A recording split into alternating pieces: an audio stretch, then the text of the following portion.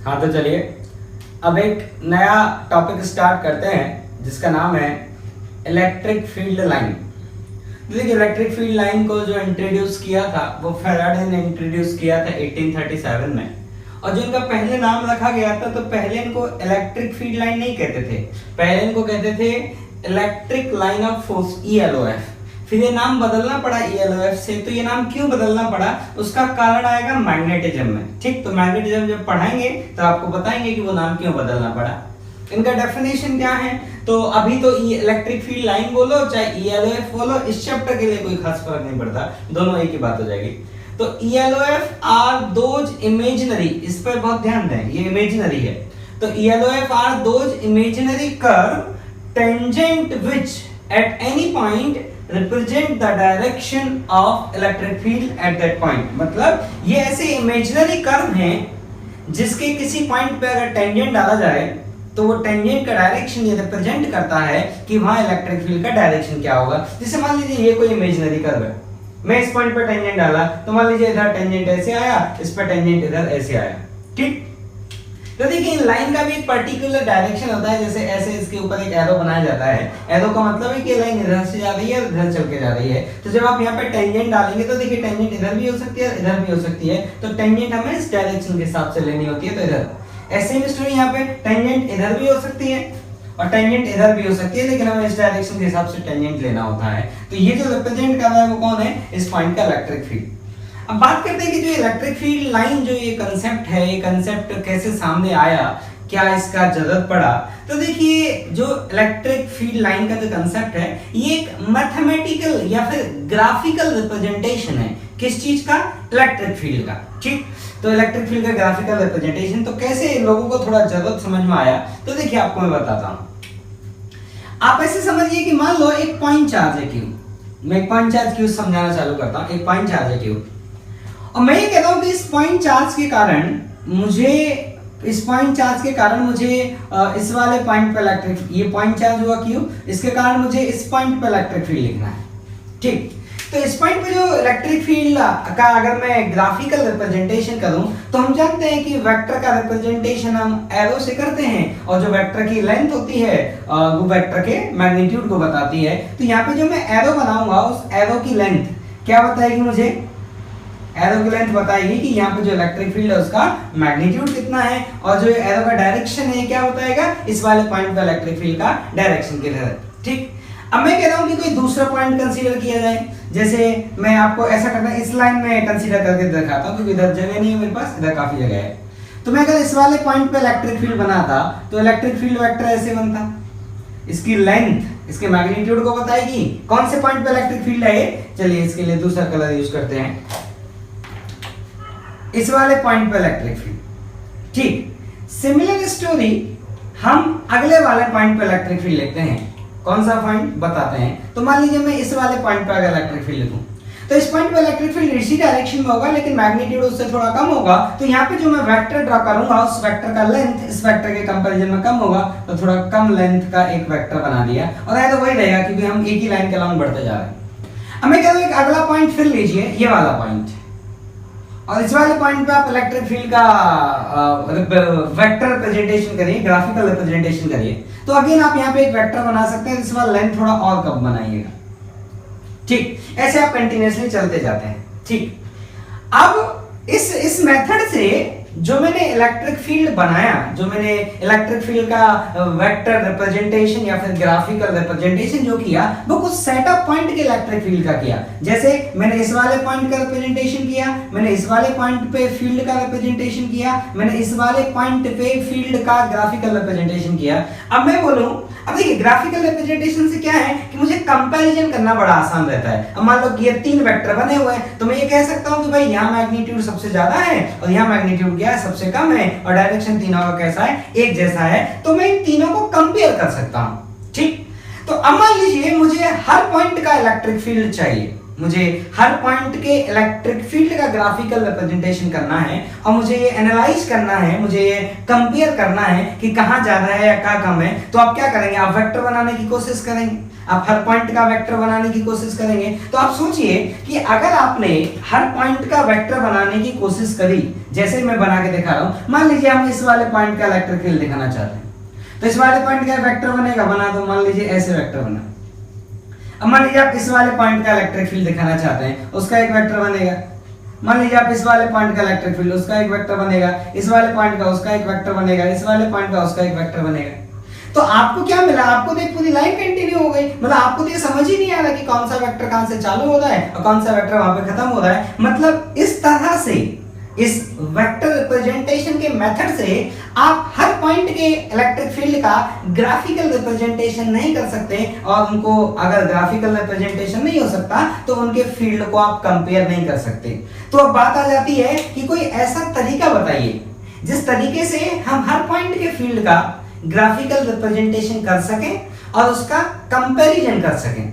तो इसी बात का जवाब दिया फेराडे ने बोला कि ठीक है, एक मैं कहानी बताता हूं, उस कहानी के हिसाब से आप काम करिए तो आपको ये पता चल जाएगा कि हर पॉइंट पे फील्ड का मैग्नीट्यूड कितना है, हर पॉइंट पे फील्ड का डायरेक्शन कितना है। तो ये कंसेप्ट क्यों इंट्रोड्यूस किया गया, जिससे कि क्या करें, हम एक चार्ज के कारण, एक ही नहीं कितने भी चार्जेस के कारण, चार्जेस के एक सिस्टम के कारण हम हर पॉइंट पे जो इलेक्ट्रिक फील्ड होगा उसको कंपेयर कर सकें मैग्नीट्यूड वाइज और डायरेक्शन वाइज। वेक्टर मेथड से ये संभव नहीं था। क्यों संभव नहीं था? क्योंकि इसमें ये समझ नहीं आया कौन चार्ज कहां खत्म होता है और कौन चार्ज कहां, कौन वेक्टर कहां खत्म होता है और कौन वेक्टर कहां चालू होता है। हमें लेंथ क्यों चाहिए? क्योंकि वेक्टर की लेंथ क्या बताती है, उस वेक्टर का मैग्नीट्यूड। ठीक, तो इस प्रॉब्लम को रिजॉल्व करने के लिए जो फेराडे ने कहानी बताई, उस कहानी का नाम है इलेक्ट्रिक लाइन ऑफ फोर्स। तो इलेक्ट्रिक लाइन ऑफ फोर्स एक इमेजिनरी कहानी है जो फेराडे ने बनाई है। हम इस कहानी पे क्यों भरोसा करते हैं? क्योंकि इसकी हेल्प से हम चीजों को अच्छे से समझ पाते हैं, तो इसलिए हम इस पर बिलीव करते हैं। ठीक, तो अब इस कहानी में, तो अब जो ये इलेक्ट्रिक लाइन ऑफ फोर्स जो फेराडे ने इंट्रोड्यूस किया, तो इसकी प्रॉपर्टीज क्या होंगी? तो देखिए, इसकी प्रॉपर्टीज के बारे में बात करते थे। तो इसकी प्रॉपर्टीज मैंने आपके लिए कुछ लिखी है, इसको मिटा देता हूं। अब देखिए इसकी प्रॉपर्टीज क्या होंगी, प्रॉपर्टीज सुनिए। प्रॉपर्टी में पहला पॉइंट है कि they never cross each other. तो अगर क्रॉस कर गए तो क्या दिक्कत हो जाएगी, तो वो दिक्कत समझ लीजिए। मतलब हम कॉन्ट्राडिक्शन से प्रूव करेंगे। तो मान लीजिए इलेक्ट्रिक फील्ड लाइन एक ये है, मान लीजिए ये एक इलेक्ट्रिक फील्ड लाइन है और ये एक इलेक्ट्रिक फील्ड लाइन, और हमें बोला गया कि ये दोनों कभी इंटरसेक्ट नहीं करेंगी, क्रॉस नहीं करेंगी। तो क्यों नहीं करेंगी? तो उसका कारण है कि अगर आप इस वाले पॉइंट पर फील्ड का डायरेक्शन देखेंगे तो इलेक्ट्रिक लाइन ऑफ फोर्स का जो टेंजेंट होता है, वो टेंजेंट क्या देता है, उस पॉइंट पर इलेक्ट्रिक फील्ड का, उस पॉइंट पर इलेक्ट्रिक फील्ड का डायरेक्शन। तो यहाँ पे दो कर्व मिल गए आपको, तो टेंजेंट डालेंगे तो एक के हिसाब से टेंजेंट इस डायरेक्शन में आएगा,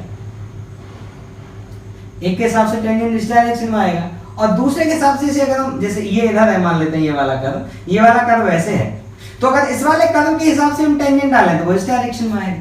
तो अब हम कंफ्यूजन में फंस गए कि इस वाले पॉइंट पे जो इलेक्ट्रिक फील्ड की डायरेक्शन कंसीडर करें, हम इस वाले कर्व से लें कि इस वाले इमेजिनरी कर्व से लें। अब ऐसा तो कुछ है नहीं कि इसको इंपॉर्टेंस दे दो, इसको मत दो, या इसको दे दो तो इसको मत दो। इसका मतलब कॉन्ट्राडिक्शन ये कह रहा है कि दो लाइन कभी इंटरसेक्ट नहीं कर सकते। क्यों नहीं कर सकते? क्योंकि उस पॉइंट पे हम इलेक्ट्रिक फील्ड का डायरेक्शन नहीं बता पाएंगे। ठीक, तो ये इनका प्रॉपर्टी है, पहला प्रॉपर्टी कि they never cross each other. नहीं तो इलेक्ट्रिक फील्ड के डायरेक्शन में एम्बिग्यूटी हो जाएगा, और कभी ऐसा नहीं हो सकता कि इस पॉइंट पे इलेक्ट्रिक फील्ड इधर भी है इधर भी, ऐसा नहीं हो सकता। इलेक्ट्रिक फील्ड का हर पॉइंट पर एक यूनिक डायरेक्शन होगा, या तो वो इधर होगा या फिर वो इधर होगा। ठीक, तो पहला पॉइंट आपका क्लियर हुआ।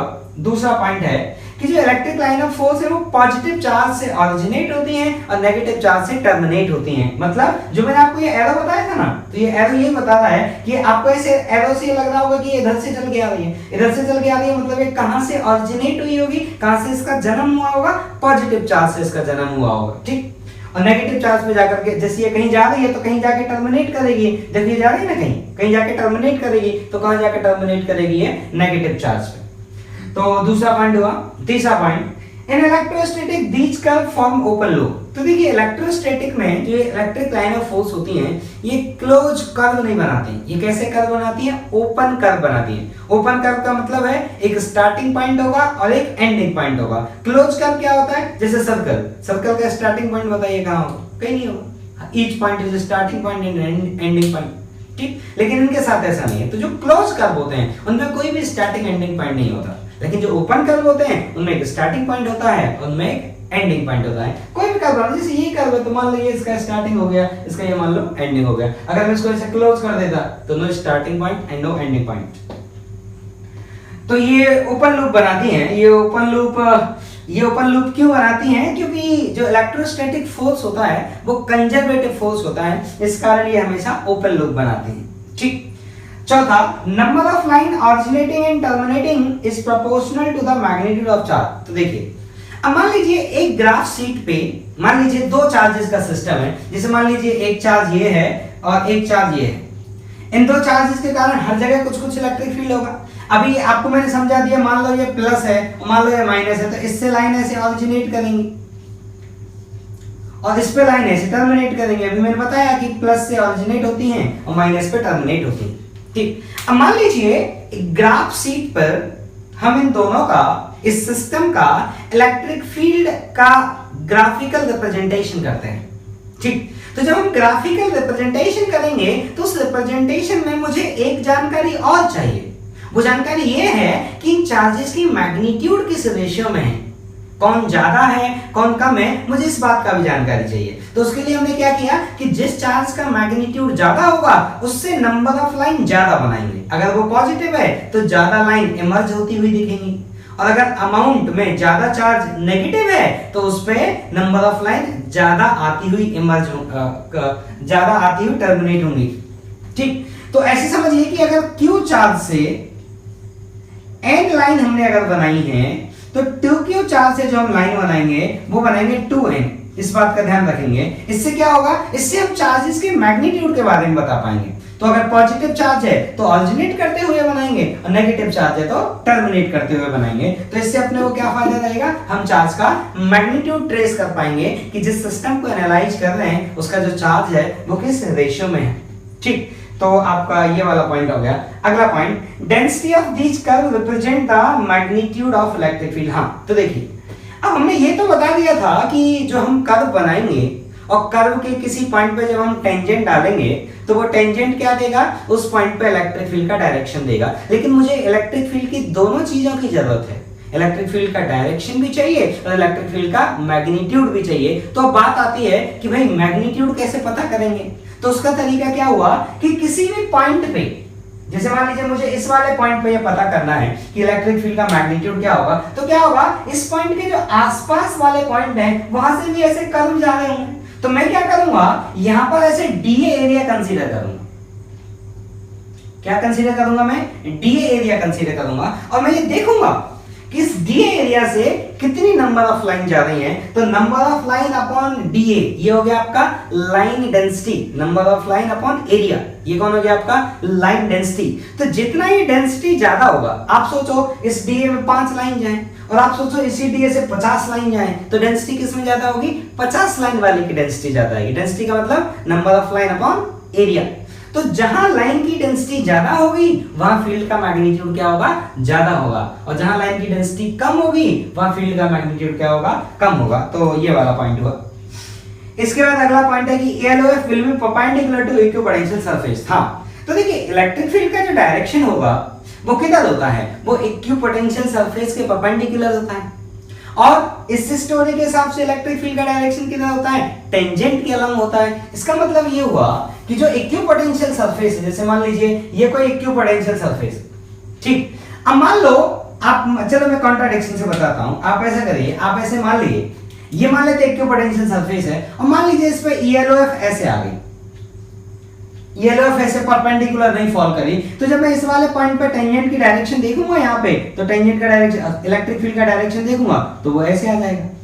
और हम तो जानते हैं कि इक्विपोटेंशियल सरफेस वाले जो पॉइंट होते हैं इन पर जो इलेक्ट्रिक फील्ड का डायरेक्शन होता है वो सरफेस के परपेंडिकुलर होता है। तो ये तो सरफेस के परपेंडिकुलर नहीं है, तो सरफेस के परपेंडिकुलर कब आएगा, जब ये लाइन इस पे कैसे फॉल करेगी, परपेंडिकुलर, मतलब ये लाइन इस पे ऐसे टर्मिनेट नहीं करेगी, इस लाइन पे, इस सरफेस पे लाइन कैसे टर्मिनेट करेगी, ऐसे परपेंडिकुलर टर्मिनेट करेगी, जिसके कारण जब मैं यहाँ पे टेंजेंट डालूंगा तो टेंजेंट मुझे क्या मिलेगा, सरफेस के परपेंडिकुलर। ठीक, तो इलेक्ट्रिक लाइन ऑफ फोर्स हमेशा इक्विपोटेंशियल सरफेस के कैसे होंगी, परपेंडिकुलर।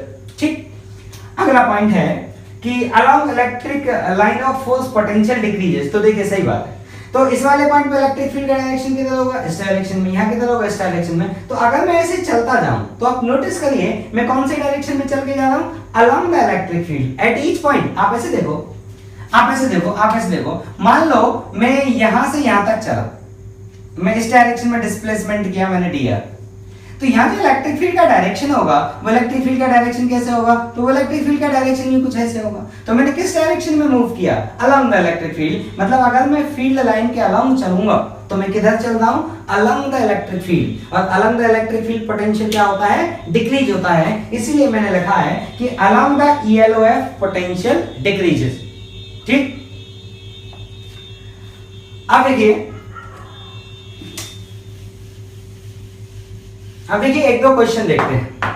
तो क्वेश्चन ये है, थोड़ा सा इसका आपको समझ हो जाए, थोड़ा क्वेश्चन ये है कि मान लीजिए ये कहीं किसी सिस्टम के कारण इलेक्ट्रिक लाइन ऑफ फोर्स का ग्राफिकल रिप्रेजेंटेशन है और आपसे पूछा जा रहा है कि एक पॉइंट है ए और एक पॉइंट है बी, आपसे पूछा जा रहा है कि बताइए इलेक्ट्रिक फील्ड का मैग्नीट्यूड कहां ज्यादा होगा। ठीक, तो क्या तरीका है, तो आप ऐसे देखिए, आप क्या करिए, यहां पे कुछ एरिया कंसीडर करिए, let's say A, let's say some area A1, इस एरिया A1 में मान लो ये 3 लाइन है, तो अगर मैं उतना ही एरिया यहां कंसीडर करूंगा तो यहां वाले एरिया में 3 लाइन नहीं होंगी, उससे लाइन क्या होंगी, थोड़ी कम होंगी, क्योंकि लाइन ऐसे फैलती गई हैं। तो इस उतने एरिया में यहाँ पे नंबर ऑफ लाइन कम होंगी, यहाँ पे नंबर ऑफ लाइन ज्यादा होंगी, इसका मतलब यहाँ लाइन डेंसिटी ज्यादा है, यहाँ लाइन डेंसिटी कम है, इसका मतलब इलेक्ट्रिक फील्ड का magnitude at point a is greater than electric field का मैग्नीट्यूड एट पॉइंट बी। ठीक, अब जैसे एक सवाल और करते हैं। एक सवाल यह है कि मान लीजिए इलेक्ट्रिक फील्ड लाइन इस तरह से आपको डायग्राम दिया है, क्वेश्चन में डायग्राम दिया है कि किसी सिस्टम के कारण ऐसा इलेक्ट्रिक फील्ड लाइन का डायग्राम, और आपसे पूछा जाएगा कि ये इलेक्ट्रिक फील्ड लाइन का डायग्राम संभव है या नहीं, ये आपसे क्वेश्चन किया जा रहा है और ये बोला जा रहा है कि ये पैरेलल है और आपको डायग्राम दिखाया गया है और आपसे पूछा गया है बताइए कि ये इलेक्ट्रिक फील्ड लाइन का डायग्राम संभव है या नहीं। तो आंसर है ये डायग्राम संभव नहीं है। क्यों नहीं है, कारण बताता हूं। आप ऐसा करिए, आपको मैंने बताया है कि जो इक्विपोटेंशियल सरफेस होगी वो इलेक्ट्रिक फील्ड लाइन के क्या होगी, परपेंडिकुलर। तो आप ऐसे एक परपेंडिकुलर प्लेन कंसीडर करिए, परपेंडिकुलर प्लेन कंसीडर करिए ऐसे, और एक परपेंडिकुलर प्लेन कंसीडर करिए ऐसे। ठीक, अब ऐसे देखिए, लाइन का डेंसिटी जितना यहां होगा उतना ही यहां होगा, उतना ही यहां होगा, उतना ही यहां होगा, उतना ही यहां होगा, उतना ही यहां होगा। सिमिलर स्टोरी, लाइन का डेंसिटी जितना यहां आएगा उतना ही यहां आएगा, उतना ही यहां आएगा, उतना ही यहां आएगा, उतना ही आएगा। आप ऐसे सोचो ना, डीए डीए एरिया यहां मान के देखो तो यहां लाइन डेंसिटी सेम आएगा, ऐसे डीए डीए एरिया यहां मान के देखो तो हर जगह लाइन डेंसिटी क्या आएगी, सेम आएगी। मतलब यहां इलेक्ट्रिक फील्ड का मैग्नीट्यूड बराबर है, यहां भी इलेक्ट्रिक फील्ड का मैग्नीट्यूड बराबर है। ठीक, अब मैं मान लेता हूं ये इक्विपोटेंशियल सरफेस है V1, क्योंकि ये फील्ड लाइन के परपेंडिकुलर है। देखिए हर जगह परपेंडिकुलर है, मतलब ये कौन हो गया, इक्विपोटेंशियल सरफेस। तो इस पूरी सरफेस का पोटेंशियल V1, ऐसे ये इक्विपोटेंशियल सरफेस, तो पूरी सरफेस का पोटेंशियल कितना हो गया, V2। तो मान लेते हैं इसका जो पोटेंशियल हो गया इस सरफेस का वो हो गया V2। अब यहां से यहां तक का डिफरेंस कितना आया, V1 माइनस V2 या V2 माइनस V1, जो भी आप बोले। अब इलेक्ट्रिक जो पोटेंशियल डिफरेंस होता है, तो यूनिफॉर्म इलेक्ट्रिक फील्ड में आपको मैं फार्मूला बताया था, पोटेंशियल डिफरेंस कैसे लिखते हैं, minus of E vector dot D vector. फिर उसको मैंने ऐसे लिखा था कि इलेक्ट्रिक फील्ड का magnitude into distance along the electric field. तो देखिए distance along the electric field जितना यहां है उतना यहां है, लेकिन यहां का फील्ड ज्यादा है, यहां का फील्ड कम है, तो यहां E इंटू डी ज्यादा आएगा, यहां E इंटू डी कम आएगा, मतलब यहां पोटेंशियल डिफरेंस ज्यादा आएगा, यहां पोटेंशियल डिफरेंस कम आएगा। लेकिन ऐसा तो हो नहीं सकता, क्योंकि ये कौन है, एक इक्विपोटेंशियल सरफेस और ये कौन है, एक इक्विपोटेंशियल सरफेस। तो कॉन्ट्रडिक्शन आ गया, इसका मतलब ये चार्ज कॉन्फिगरेशन पॉसिबल नहीं। ठीक, अब देखिए मैं आपको क्या करता हूं, कुछ चार्जेस के कारण इलेक्ट्रिक लाइन ऑफ फोर्स का डायग्राम बना के दिखाता हूं, इलेक्ट्रिक फील्ड लाइन का, कि जिससे आप थोड़ा फैमिलियर हो इस चीज से कि कैसे कैसे डायग्राम बनेंगे। ठीक है, तो देखिए कुछ चार्ज कॉन्फ़िगरेशन मैंने बताए हैं, हो सकता है इतने में आप फैमिलियर हो जाएंगे। तो ये प्लस चार्ज है, तो मैंने आपको बताया कि प्लस चार्ज से जो लाइन होती हैं वो इमर्ज करती हैं, ऑरिजिनेट करती हैं, तो यहाँ से ऑरिजिनेट करें। अब कोई बोलेगा सर ये टर्मिनेट कहाँ करेंगे, तो हम मान लेंगे इन्फिनिटी पे। इन्फिनिटी को हम चार्ज का बहुत बड़ा सोर्स और बहुत बड़ा सिंक मानते हैं। सोर्स मतलब, सिंक मतलब जहाँ बहुत सारा चार्ज अवेलेबल है और अगर उसको चार्ज दें तो भी वो बहुत सारा चार्ज ले सकता है, उसे को सोर्स सिंक बोलते हैं। ठीक, तो यहाँ से जाएंगे और इन्फिनिटी पे कहीं माइनस चार्ज है और वहां जाके टर्मिनेट कर जाएंगे। ठीक, अब देखिए, अब इसमें एक चीज आपको मैं बताता हूं, इसमें देखिए ये जो मैंने डायग्राम बनाया वो एकदम सिमेट्रिक बनाया। आप ध्यान से देखिए कि आप जिधर मैंने जैसे जैसे ही लाइन डेंसिटी आपको इधर दिखेगी वैसे ही लाइन डेंसिटी आपको इधर दिखेगा, वैसे ही लाइन डेंसिटी इसको इधर दिखेगा। उसका कारण क्या है, तो देखिए मैं क्या करता हूं, एक स्फीयर बनाता हूं आर रेडियस का, एक आर रेडियस का स्फीयर ड्रॉ करता हूं। अब मुझे बताइए जो ये मैंने स्फीयर ड्रॉ किया, इस स्फीयर के प्रत्येक पॉइंट का चार्ज से डिस्टेंस कितना होगा, आर, क्योंकि ये चार्ज कहां है, इसके सेंटर पे, और ये रेडियस है आर। तो इसके प्रत्येक पॉइंट पे इलेक्ट्रिक फील्ड का मैग्नीट्यूड कितना आएगा, तो पॉइंट चार्ज के कारण फॉर्मूला हम जानते हैं कितना, k/r², मतलब हर जगह इलेक्ट्रिक फील्ड का मैग्नीट्यूड सेम है। इसका मतलब जितना number of line per unit area यहां होगा उतना ही number of line per unit area यहां होगा, उतना ही number of line per unit area यहां होगा, उतना ही number of line per unit area यहां होगा, उतना ही number of line per unit area यहां होगा। ठीक, अब कोई बोलेगा सर इस एरिया से तो लाइन जाते दिख ही नहीं रही। अरे आप बना लो, कितनी लाइन बना सकते हैं आप, इनफाइनाइट लाइन बना सकते हैं। अब इनफाइनाइट तो मैं बोर्ड पे बना नहीं सकता ना, अगर मान लो मैंने 10 भी बनाई होती तो भी कहते सर कम बनाइए, 100 भी बनाया होता तो भी आप कहते थे सर कम बनाइए। तो कितनी लाइन आप ड्रॉ कर सकते हैं, आप इनफाइनाइट लाइन ड्रॉ कर सकते हैं। ठीक, अगर Q से इनफाइनाइट करिए तो 2Q से करें कितना करेंगे, उसकी डबल। ठीक, तो जितनी नंबर ऑफ लाइन इस एरिया से निकलेंगी उतनी नंबर ऑफ लाइन इस एरिया से, उतनी नंबर ऑफ लाइन इस एरिया से, उतनी नंबर ऑफ लाइन एरिया से, मतलब हर तरफ जो लाइन आई होंगी एकदम सिमेट्रिक आई होंगी। मतलब जितनी नंबर ऑफ लाइन इधर आई उतनी नंबर ऑफ लाइन इधर आई, उतनी नंबर ऑफ लाइन इधर आई, उतनी नंबर ऑफ लाइन इधर आई, क्योंकि हर पॉइंट पे इलेक्ट्रिक फील्ड का मैग्नीट्यूड कैसा है, कांस्टेंट है, k/r²। हर जगह इलेक्ट्रिक फील्ड का मैग्नीट्यूड बराबर है, तो हर जगह लाइन डेंसिटी क्या होगी, बराबर होगी। ठीक, अब ये स्फीयर है ना, ये स्फीयर कौन होगा, ये इक्विपोटेंशियल सरफेस भी होगा। क्यों, क्योंकि आपको मैंने बताया कि इक्विपोटेंशियल सरफेस जो होता है वो इलेक्ट्रिक फील्ड लाइन की कैसे होती है, परपेंडिकुलर। तो ये जो एंगल होगा वो कितना होगा, 90 डिग्री। ये जो एंगल होगा वो कितना होगा, 90 डिग्री। ठीक, ऐसे तो इसमें और दूसरी इक्विपोटेंशियल सरफेस बनाना चाहे तो आप बना सकते हैं, जैसे मैं एक ड्रॉ करके दिखा देता हूं। This is also a equipotential surface. और देखो हर पॉइंट पे इलेक्ट्रिक फील्ड लाइन कैसे हैं, इस सरफेस के परपेंडिकुलर एट ईच पॉइंट। ठीक, अब आगे चलते हैं। मान लीजिए दो चार्ज हैं, एक है प्लस Q और दूसरा है प्लस Q।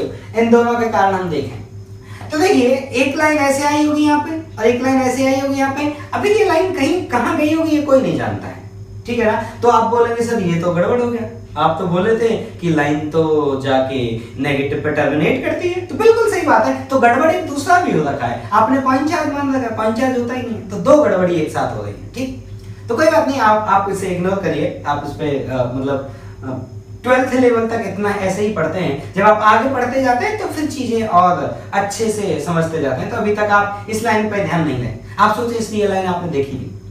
तो प्लस Q चार्ज से ऐसे लाइन निकल के जा रही होंगी और ये भी प्लस Q से भी लाइन निकल के जा रही होंगी। तो देखिए बीच में जो यहाँ एक पॉइंट होगा, यहाँ पे इलेक्ट्रिक फील्ड 0 होगा। इलेक्ट्रिक फील्ड 0 होगा मतलब यहाँ के DA एरिया से कितनी लाइन निकल के जाएंगी, 0, क्योंकि लाइन डेंसिटी क्या रिप्रेजेंट करती है, इलेक्ट्रिक फील्ड का मैग्नीट्यूड। तो इलेक्ट्रिक फील्ड 0 इसका मतलब लाइन डेंसिटी 0, इसका मतलब DA एरिया से कितनी नंबर ऑफ लाइन क्रॉस करेंगी, 0। तो इस वाले पॉइंट को बोलते हैं न्यूट्रल पॉइंट। ठीक है, अब देखिए बाकी इलेक्ट्रिक फील्ड लाइन आप देख सकते हैं। आप देखिए दोनों चार्ज की मैग्नीट्यूड बराबर है, तो मैंने नंबर ऑफ लाइंस मैंने इक्वल बनाई है। देखो आपको गिन के दिखा देता हूं, 3 ये हो गई, 3 ये हो गई, कितनी 3 ये देखो 4 ये हो गई और 4 ये हो गई, 8 और 2 10। इधर काउंट कर देता हूं, 4 और 4 8 और 2 10। अब कोई बोले सर इसका इक्विपोटेंशियल सरफेस बना दो, हाँ बना लो, बनेगा, क्यों नहीं बनेगा? और जो इसका इक्विपोटेंशियल सरफेस बनेगा वो ऐसे स्फेरिकल नहीं बनेगा, थोड़ी गंदी शेप का बनेगा, ऐसे ऐसे ऐसे गंदी शेप का बनेगा ऐसे, ठीक। लेकिन बनेगा जरूर, ऐसा नहीं होगा कि नहीं बनेगा, इक्विपोटेंशियल सरफेस हमेशा बनेगा। अरे इसका परपेंडिकुलर तो बनाना है यार लाइन के, ठीक है ना? हाँ, अब चलते हैं प्लस चार्ज और माइनस चार्ज मतलब डाइपोल। तो आपको याद है इस डाइपोल के कारण मैंने बोला था कि अगर प्लस की और माइनस की होता है इसके कारण नेट इलेक्ट्रिक फील्ड जीरो कहीं नहीं होता, मतलब आपको कोई भी ऐसा पॉइंट नहीं मिलेगा जहां लाइन डेंसिटी जीरो, ठीक। तो देखिए अब प्लस क्यू से अगर 5 लाइन निकली हैं तो माइनस क्यू पे कितनी लाइन आएंगी? 5 लाइन आएंगी, क्योंकि नंबर ऑफ लाइन हम किसके प्रोपोर्शनल लेते हैं? चार्ज के मैग्नीट्यूड के बराबर लेते हैं, चार्ज के मैग्नीट्यूड के प्रोपोर्शनल लेते हैं। तो ये प्लस की हो या माइनस की हो तो जितनी लाइन यहाँ से ऑरिजिनेट करेंगी उतनी की उतनी लाइन इस पे क्या करेंगी? टर्मिनेट करेंगी। तो देखो ये लाइन ऐसे गई है और ये लाइन इंफिनिटी से घूमी होगी। अब कैसे घूमी होगी कोई नहीं जानता इसका, ये लाइन ऐसे इंफिनिटी से घूमी होगी, कैसे घूमी होगी इमेजिन भी नहीं कर पाते, कोई बात नहीं, मैथमेटिकली सुने बस। ये लाइन ऐसे गई होगी और ये इंफिनिटी से घूमी होगी और घूम के फिर इधर से आई होगी। मतलब आप ऐसे सोचो कि आप इस लाइन के लंब चलते जाइए चलते जाइए चलते जाइए चलते जाइए चलते जाइए चलते जाइए, बहुत लंबे समय के बाद आपको पता चलेगा आप इधर आ रहे हैं, ठीक। और ये वाले सब क्या है? क्लोज कर्व, ये मतलब ये ऐसे क्लोज बनाएगा, ये ऐसे कर्व और भी ऐसे कर्व होंगे ऐसे ऐसे। तो यहाँ से लाइन चालू होगी और यहाँ जाकर एंड हो जाएगी। तो ये ओपन कर्व हुआ, ये क्लोज कर्व नहीं हुआ, ये कैसा हुआ? ओपन, क्योंकि यहाँ से ऑरिजिनेट हुआ और यहाँ जाके क्या हुआ? टर्मिनेट हुआ। तो मैं क्लोज जो बोलना चाह रहा था वो इस लाइन से रिलेटेड बोलना चाह रहा था कि यहाँ पे ब्रेक नहीं है, वो ऐसे यहाँ पर है पर वो मैंने बनाया नहीं है, आप ऐसे बना लें, फिर ये बना लें, फिर मैं अगला बनाऊंगा तो वो भी बनाइए, तो ऐसे कितने बनाऊंगा? बोर्ड पे इतना जगह ही नहीं, ठीक है ना? तो कुल मिला के बात ये है कि प्लस से जितनी लाइन निकलेंगी माइनस पे उतनी लाइन क्या होंगी? चली जाएंगी, ठीक। अब आपको एक चीज याद हो तो डाइपोल में मैंने कुछ ऐसे पॉइंट डिस्कस किए थे जब डाइपोल की फील्ड पढ़ी थी कि जहां पर इलेक्ट्रिक फील्ड का जो डायरेक्शन होता है वो डाइपोल की परपेंडिकुलर होता है, डाइपोल की डायरेक्शन के परपेंडिकुलर होता है। तो इसमें डाइपोल की डायरेक्शन किधर होगी? तो माइनस से प्लस, ये होगा डाइपोल का डायरेक्शन। तो देखिए आपको ऐसे थोड़ा दिख रहा होगा थोड़ा बहुत कि ये वाला जो कर्व है, इस थोड़ा फीलिंग आ रहा होगा आपको कि इस कर्व पे अगर यहाँ टेंजेंट डाली जाए तो जो टेंजेंट आएगी वो इस डायरेक्शन में आएगी। तो ये टेंजेंट की उम्मीद है कि ये इस डाइपोल की क्या आएगी? परपेंडिकुलर, मतलब यहाँ पे इलेक्ट्रिक फील्ड का डायरेक्शन क्या होगा? डाइपोल के परपेंडिकुलर। ऐसे ही आप इस वाले कर्व पे देखिए, अगर आपको ऐसे याद हो तो यहाँ पे टेंजेंट जब डालेंगे तो टेंजेंट किधर आएगा आपका? ये माइनस चार्ज है ना, तो ये इस पे आते हुए नहीं, ये माइनस चार्ज है, इस पे लाइन आएंगी ऐसे ऐसे। तो यहाँ पे जब टेंजेंट डालेंगे इस वाले पॉइंट पे, फिर डाल देते हैं इस वाले पॉइंट पे जब हम टेंजेंट डालेंगे तो टेंजेंट किधर बनेगी? ऐसे। टेंजेंट का डायरेक्शन हमें इस एरो के हिसाब से लेना होता है। तो ये वाला जो डायरेक्शन है आपका, ये वाला डायरेक्शन किधर होगा? डाइपोल के परपेंडिकुलर। सिमिलरली आप यहाँ डालो टेंजेंट, तो यहाँ जो टेंजेंट आएगी यहाँ पे देखो किधर आएगी? इस डायरेक्शन। तो ये जो टेंजेंट है ये क्या बता रहा है? ये बता रहा है इस पॉइंट पे इलेक्ट्रिक फील्ड का डायरेक्शन। ये टेंजेंट क्या बता रहा है? इस पॉइंट पे इलेक्ट्रिक फील्ड का डायरेक्शन। तो देखिए जो हमने वहां पे कैलकुलेशन की थी कि ऐसे क्या क्या पोजीशन होंगी, वो भी हमने बात की थी कि इलेक्ट्रिक फील्ड का डायरेक्शन डाइपोल के क्या होगा? परपेंडिकुलर। तो देखो अब आप एकदम ऐसे विजुलाइज कर सकते हैं कि हाँ इलेक्ट्रिक, देखो यहाँ ये वाला लाइन, ये वाला लाइन इसके परपेंडिकुलर है, सिमिलरली ये वाला लाइन इसके परपेंडिकुलर है।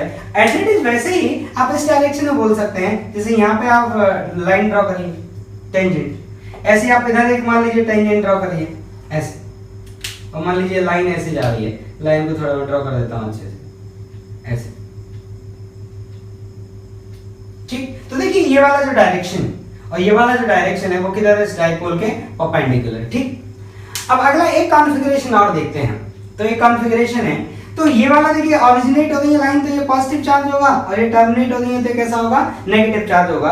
अब देखिए टर्मिनेट करने वाली लाइन और ऑरिजिनेट करने वाली लाइन बराबर नहीं है, इसका मतलब इन दोनों चार्जेस का मैग्नीट्यूड बराबर नहीं है। किसका मैग्नीट्यूड ज्यादा है? जिसके पास नंबर ऑफ लाइन या तो ज्यादा ऑरिजिनेट हो रही है या ज्यादा टर्मिनेट हो रही है। तो देखिए यहाँ से नंबर ऑफ लाइन ज्यादा ऑरिजिनेट हो रही है, तो ये ज्यादा नंबर ऑफ लाइन रखता है और ये कम नंबर ऑफ लाइन रखता है, मतलब इसका मैग्नीट्यूड ज्यादा है, इसका मैग्नीट्यूड कम है, मतलब पॉजिटिव का मैग्नीट्यूड ज्यादा है। अब आपको याद है कि फारावे पॉइंट पे जब इलेक्ट्रिक फील्ड लिखना होता है तो मैं आपको बताया था कि पूरे सिस्टम को चार्ज को हम कैसे मान लेते हैं? As a point charge. तो अगर मैं पूरे सिस्टम के चार्ज को एज ए पॉइंट चार्ज मान लूंगा तो इस पूरे सिस्टम का चार्ज कैसे बिहेव करेगा? Positive charge. इसका मतलब ये हुआ कि इस सिस्टम से बहुत दूर, आप ऐसा करिए एक स्फीयर अज्यूम करिए बहुत ज्यादा रेडियस का, और मान लीजिए ये जो दोनों चार्ज है ना उसमें सिमेट्रिकली सेंटर के पास सिमेट्रिकली रखे, ठीक, और बहुत ज्यादा रेडियस का एक स्फीयर इमेजिन करिए, ठीक, और उस स्फीयर पे अब आप इलेक्ट्रिक फील्ड लाइन देखिए कैसे होंगे। ये इक्विपोटेंशियल सरफेस नहीं है, ये जनरल स्फीयर, तो इस स्फीयर से इलेक्ट्रिक फील्ड लाइन हर जगह से बाहर इमर्ज कर रही होंगी। क्यों? क्योंकि सिस्टम कैसे बिहेव करेगा, पॉजिटिव चार्ज, तो हर पॉइंट पे इलेक्ट्रिक फील्ड का डायरेक्शन किधर आएगा, अवे फ्रॉम द सिस्टम। भाई पॉजिटिव चार्ज से इलेक्ट्रिक फील्ड का डायरेक्शन किधर होता है, अवे फ्रॉम द चार्ज। तो देखिए मैं आपको यहां ड्रॉ करके दिखाता हूं कि मैं क्या कहना चाह रहा हूं।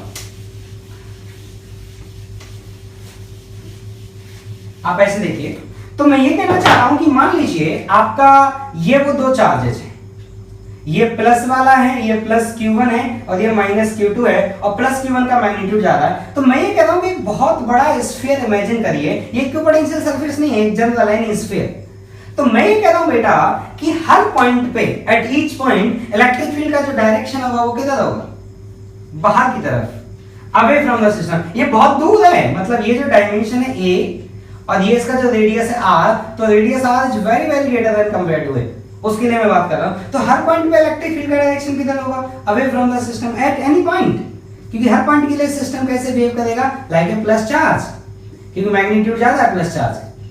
इसका मतलब जब मैं यहाँ पे इलेक्ट्रिक लाइन ऑफ फोर्स देखूंगा तो यहाँ से इलेक्ट्रिक लाइन ऑफ फोर्स किधर जा रही होगी, बाहर जा रही होगी, तभी तो टेंजेंट बाहर आएगा। यहाँ से इलेक्ट्रिक लाइन ऑफ फोर्स किधर जा रही होगी, बाहर जा रही होगी, तभी तो यहाँ पे टेंजेंट बाहर की तरफ आएगा। यहाँ इलेक्ट्रिक लाइन ऑफ फोर्स किधर जा रही होगी, बाहर जा रही होगी, ऐसे जा रही होगी ना बाहर इलेक्ट्रिक लाइन ऑफ फोर्स, ऐसे, तो तभी तो टेंजेंट बाहर आएगा।